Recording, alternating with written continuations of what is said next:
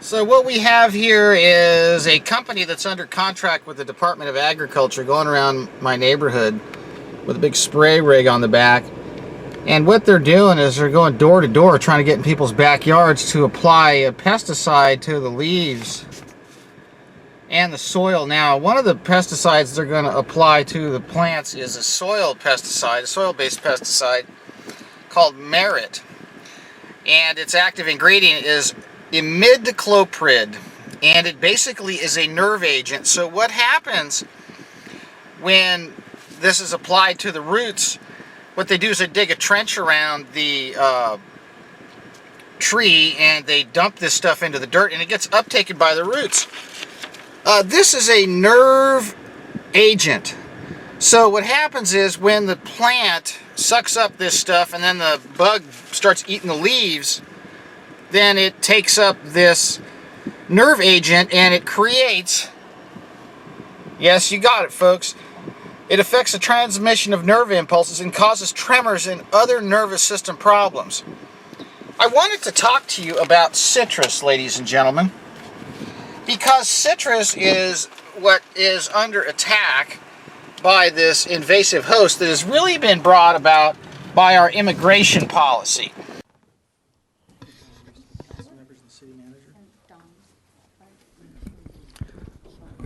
Good evening, Mr. Mayor, ladies and gentlemen of the council, ladies and gentlemen of the audience.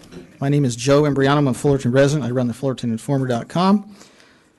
I want to remind you all that I work in Los Alamitos, and I'm very proud of the city I work in. I wish I could say the same about the city I live in.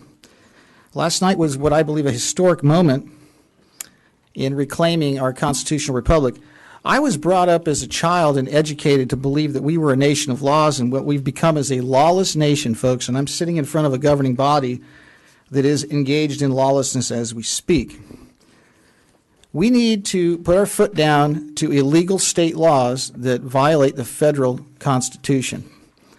And our position on immigration in this city is a dangerous one in terms of the pretext it sets for ignoring legal precedent at the federal level and how it endangers all of our residents and is emptying the coffers of every fabric of our social network. I'm going to read this to you, folks. I've got 2 minutes.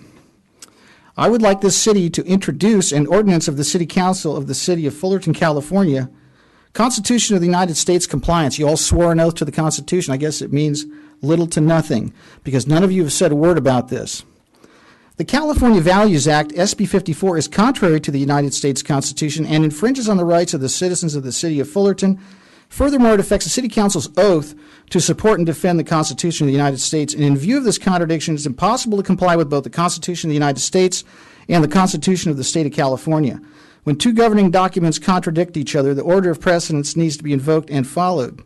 In this situation, my belief is that the Constitution of the United States has precedence over the Constitution of the State of California. So therefore, I'm proposing that the City of Fullerton City Council discuss and adopt ordinance number to be numbered to exempt the City of Fullerton from the California Values Act.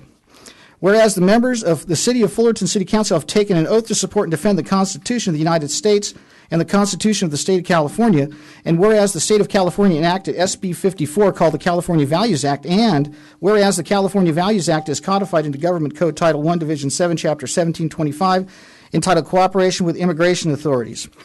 And whereas the City Council and the City of Los Alamitos, a charter city, has found that it's impossible to honor their oath and it should be your oath to support and defend the Constitution of the United States.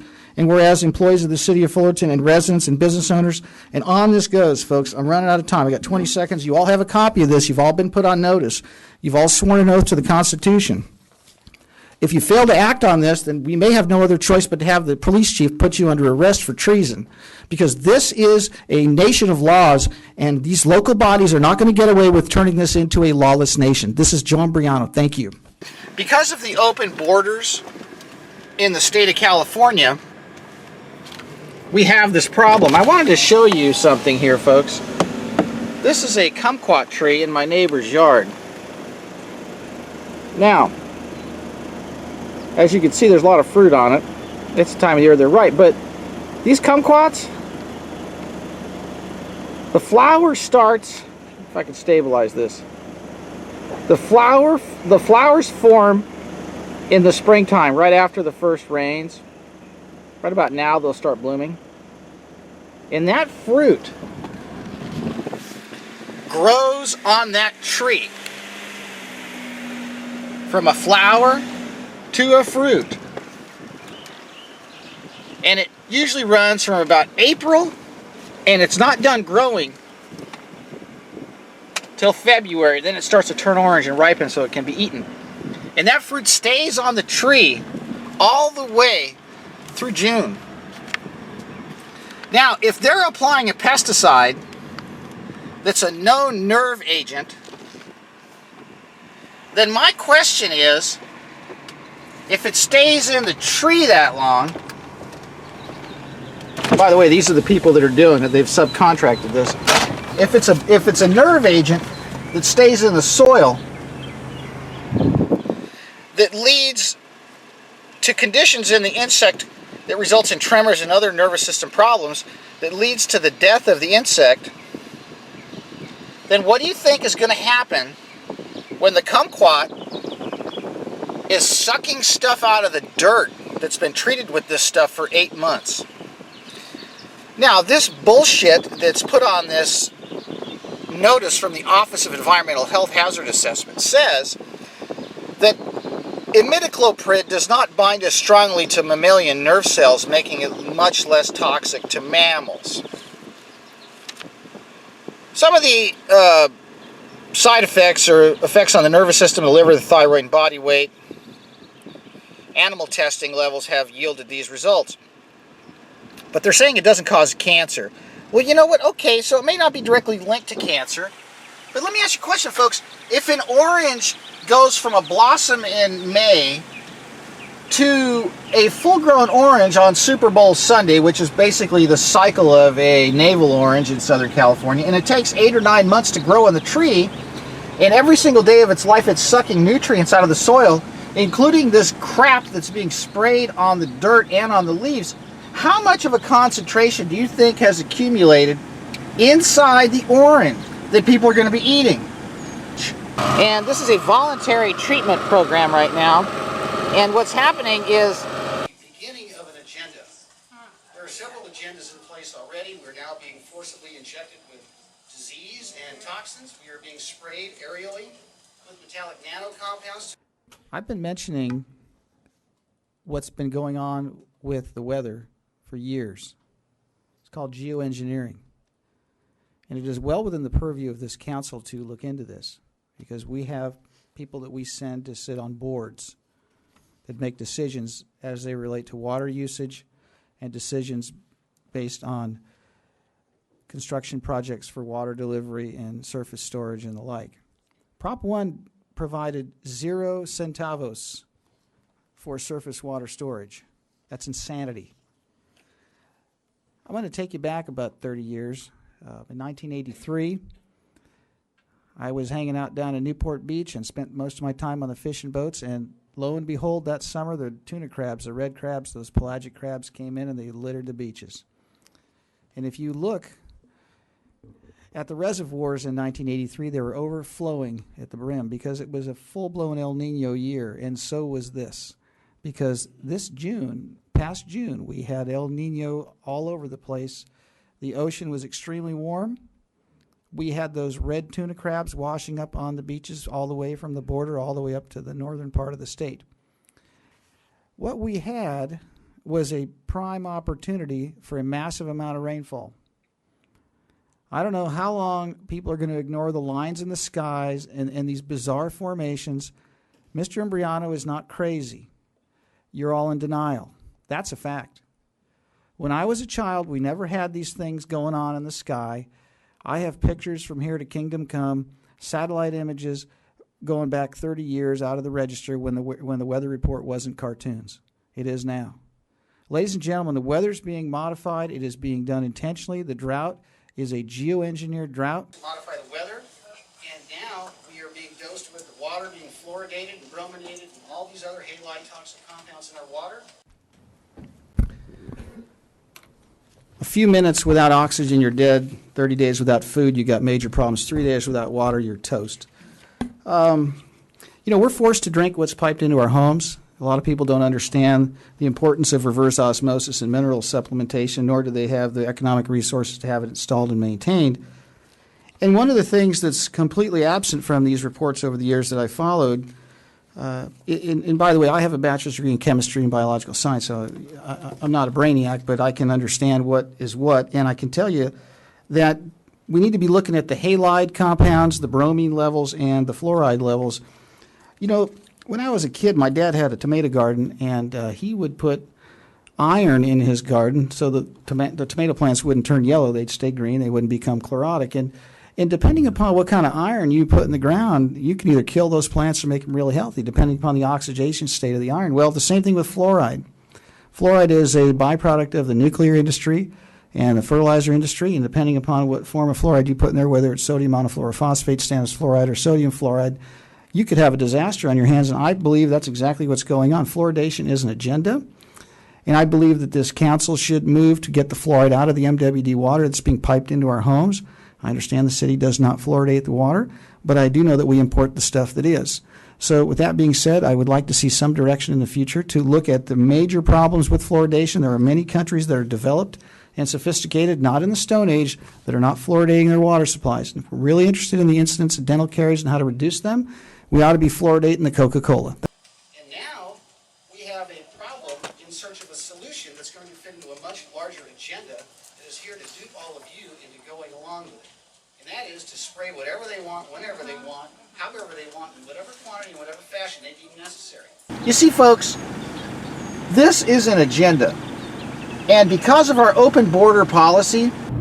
Thank you, Mr. Mayor, ladies and gentlemen of the council, ladies and gentlemen of the audience, ladies and gentlemen who are watching this on YouTube. My name is Joe Imbriano. I run the Fullerton Informer website.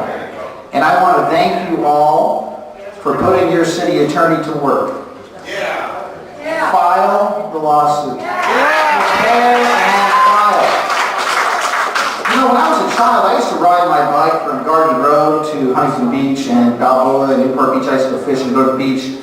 My father came through Ellis Island as an Italian immigrant. We could not afford to live in Newport Beach or Huntington Beach. We lived in Garden Road. And I used to take that river trail, and you know what? I never saw anybody sleeping on it.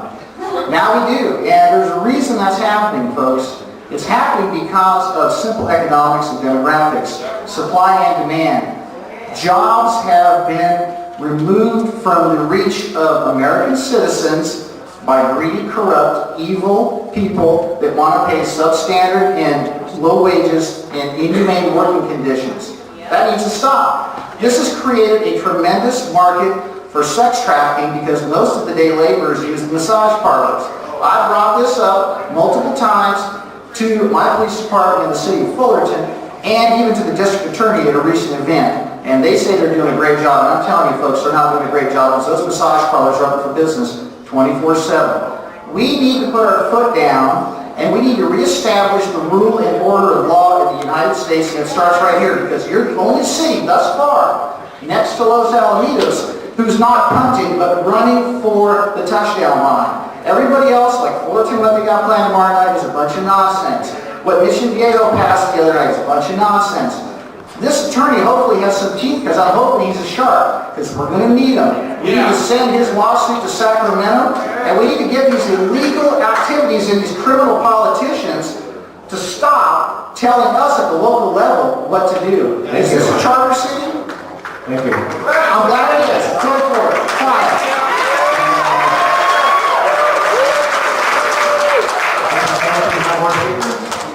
We have invasive diseases coming into Southern California threatening our agriculture from third world countries. And that's because of our open border policy. And guess what? This is what you get. These guys show up at your house with one of these trucks and they hand you some ridiculous notice telling you how safe this crap is when anyone with half a brain can read between the lines here. Now, here's another pesticide that's going to be used. This one's on applied to the leaves. This one's called Tempo. Beta-cyfluthrin. Okay? This is what they use to treat the leaves. It's not expected to cause health effects on humans when it's applied as instructed on the label, but animal testing at levels significantly higher than what humans might be exposed to have shown slight eye irritation and effects in the nervous system and reproductive and developmental effects. Now, I don't care what the EPA says about this. These are general use pesticides. Ladies and gentlemen, the State Department of Agriculture and the County of Orange and the Vector Control District back in the 80s sprayed Southern California with malathion from the air. And now malathion is banned. It is a known carcinogen. It is a known cancer-causing agent. So what we have here is an official notice from a state agency. These are the same people, the state of California, there's the seal right there, that have opened our borders wide open, folks, that are in total defiance of the U.S. Constitution on immigration policies, now poisoning people's backyards to deal with an invasive pest problem brought on by our borders that have not been controlled or secured, and the importation of toxic chemicals is not going to solve this problem. So they tell us this treatment is free of charge, and so what they do is they treat the leaves, and they also treat the stump area. They put this stuff in the soil. No mention in any of this notice does it say what will happen if you eat the fruit from a tree that has had this stuff dumped on its root system. And we know what this stuff does. What happens to this pesticide that they're spraying on the leaves? This is very important. I'm kind of running out of time here. When applied to plant foliage, beta-cyfluorethrin adheres to the plant surface. It does not get absorbed into the plant. And this pesticide deposited on the plant surfaces lasts for a few hours to a few days and degrades relatively quickly under sunlight. It has a very low tendency to evaporate in the air, but does not persist in soil or water and decomposes rapidly in the environment. So let me ask you a question, folks.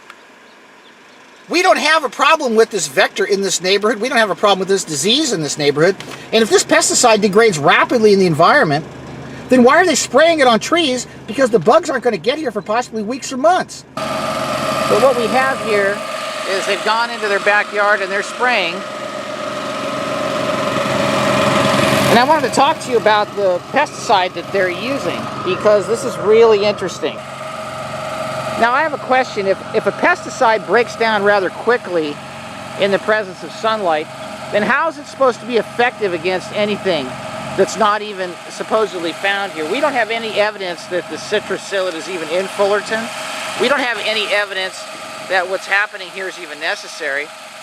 And I have it on good authority that there have been homes in this area that have been skipped over for treatment that have citrus trees. So not only are they not doing an adequate job of figuring out where all the citrus trees are, but what they're doing is they're haphazardly spraying people's property.